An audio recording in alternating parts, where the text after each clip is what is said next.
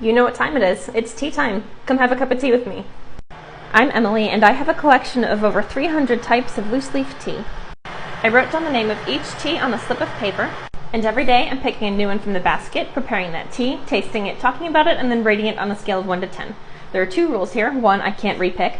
The one that I choose that day is the one I have to make. And 2, I have to finish the entire cup, pot, or whatever I decide to prepare that tea in. Let's see what it's going to be today. Sea Magic. And here it is right here. Sea Magic is a black tea infused with mango and passion fruit, and this comes from Point Loma Tea. I'm going to start by setting my kettle for 212. As usual, I'll be preparing this in one of my favorite glass tasting cups with a paper filter.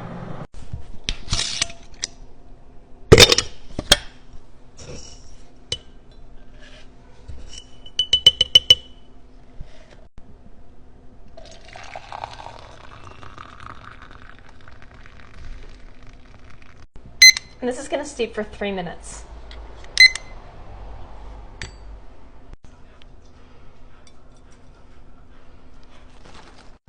And here's the infusion. It's a beautiful deep reddish brown.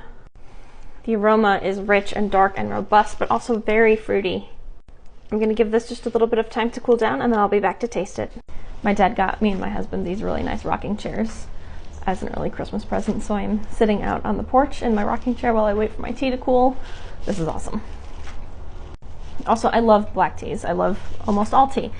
But because you have to brew black teas at such a high temperature, it takes them so long to cool down, and I'm impatient.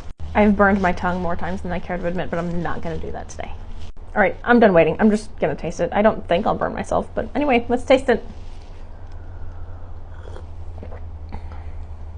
Oh, had a moment where I really thought it was going to be too hot, but it's like just there.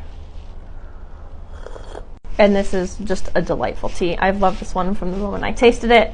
It's got a really rich, dark, robust black tea base. And it pairs really, really well with those fruity flavors, the mango and the passion fruit. They definitely help to soften the tea a little bit, make it a little bit more bright, a little bit more vibrant. This is a very versatile tea. It is great on its own, the way I usually drink it. It is good with a little bit of honey, and it is also really good iced with some agave in it. It is one that can get bitter pretty quickly if you oversteep it, so you really have to follow the steeping instructions on this pretty closely. But really, I don't have anything to complain about with this tea. It's delicious. On a scale of 1 to 10, I'm going to give this one a solid 8.5.